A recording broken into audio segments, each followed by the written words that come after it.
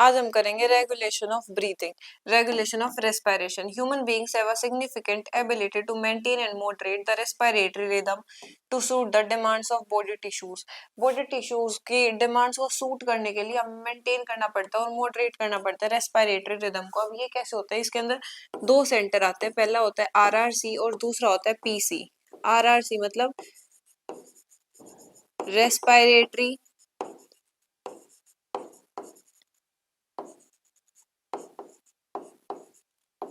Rhythm centre और PC मतलब pneumotaxic centre.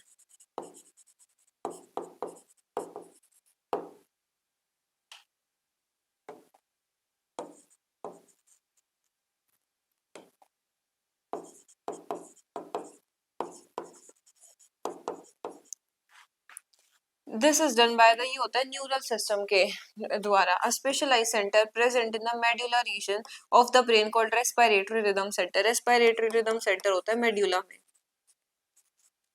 और पीसी होगा पोन्स में। Centre is primarily responsible for this regulation, वो ये रेगुलेशन कराता है respiratory rhythm centre. Another centre present in the pons region of the brain called pneumotaxic centre can moderate the functions of the respiratory rhythm centre. और इनके function को moderate कौन कर सकता है? न्यूमोटैक्सिक सेंटर कर सकता है। न्यूमोटैक्सिक सेंटर क्या होता है? वो बेसिकली सिग्नल भेज देता है आरआरसी के पास, ताकि वो जितना भी चेंजेस करने हैं, जितनी भी रेगुलेशन करनी है ब्रीदिंग की, वो रेस्पिरेटरी रिदम सेंटर कर सके। Neural signal from the center can reduce the duration of inspiration and thereby alter the respiratory rate. तो यहाँ से जो न्यूमोटैक्सिक सेंटर है वो भेज देता है सिग्नल, तो यहाँ से जो न्यूरल सिग्नल है उसके कारण क्या हो सकता है? इंस्पायरेशन के अंदर उसकी जो ड्यूरेशन है उसके अंदर रिडक्शन आ सकता है, वो रिड्यूस हो सकती है, या फिर रेस्पिरेटरी रेट इससे चेंज हो सकता है।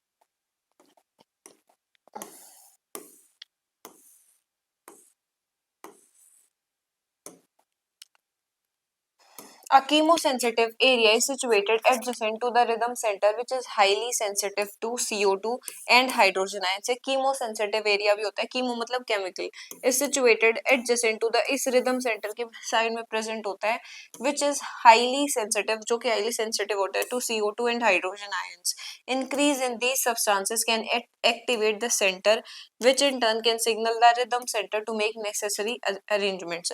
तो अगर CO2 या फिर हाइड्रोजन आयंस के अंदर इंक्रीज हुआ तो उससे ये सेंटर क्या हो जाएगा? एक्टिवेट हो जाएगा, which in turn can signal the rhythm centre to make necessary adjustment, जिससे जो रेस्पिरेटरी रिदम सेंटर एडजस्टमेंट करेगा।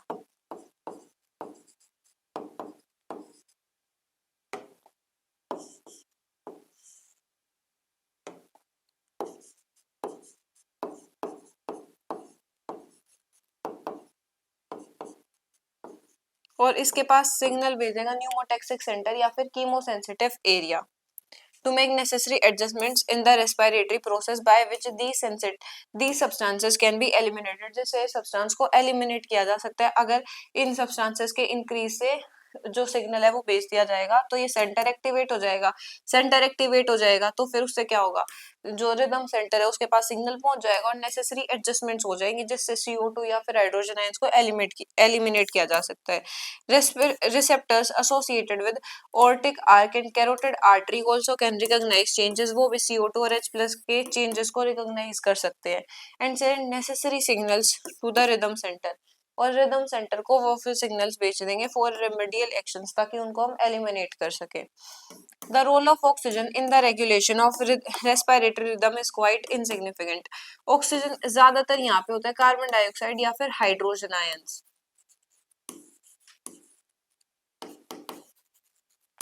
अगर कार्बन डाइऑक्साइड या हाइड्रोजन आयंस के अंदर उनकी कंसंट्रेशन के अंदर चेंज हो रहा है तो रेस्पिरेटरी रिदम सेंटर जो है वो एक्टिवेट होगा। ऑक्सीजन का जो रोल होता है वो बेसिकली यहाँ पे इनसिग्निफिकेंट होता है। अब आते हैं disorders of respiratory system. Asthma is a difficulty in breathing causing wheezing due to inflammation of bronchi and bronchioles. इस डिजीज के अंदर क्या होता है? ब्रोंका और ब्रोंक्यूल्स के अंदर इन्फ्लेमेशन हो जाता है और इन्फ्लेमेशन से क्या होता है? व्हीजिंग कॉज हो जाती है, जिससे ब्रीदिंग के अंदर डिफिकल्टी आती है। अगली जो है डिजीज वो है emphysema. Emphysema is a chronic disorder in which alveolar walls are damage, जिसके अंदर एल्वियोलाई की जो वॉल्स होती है वो डैमेज हो जाती है, due to which respiratory surfaces decrease.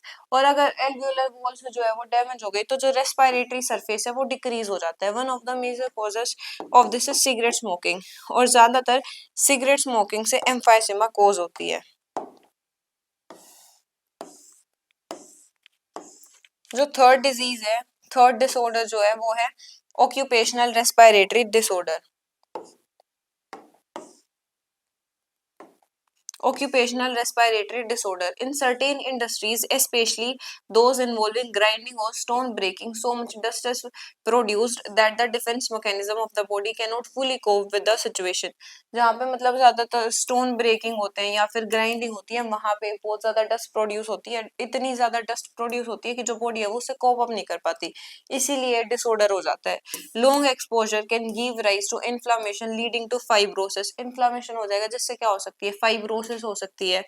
Proliferation of fibrous tissues की प्रोलिफरेशन हो जाएगी, या फिर और इससे क्या होगा, सीरियस लंग डैमेज हो सकता है, लंग जो है हमारे वो डैमेज हो सकते हैं। Workers in such industries should be A protective mask, इसलिए जो ऐसे वर्कर्स होते हैं जो ऐसे इंडस्ट्रीज में काम करते हैं, स्टोन ब्रेकिंग या फिर ग्राइंडिंग इंडस्ट्रीज में, उनके अंदर ये ज्यादातर डिसऑर्डर होता है, तो उनको क्या करना चाहिए, प्रोटेक्टिव मास्क पहनने चाहिए इससे बचने के लिए। तो यहाँ पे जो रेस्पिरेशन का चैप्टर था वो होता है कंप्लीट। अगले लेक्चर में हम शुरू करेंगे अगला चैप्टर।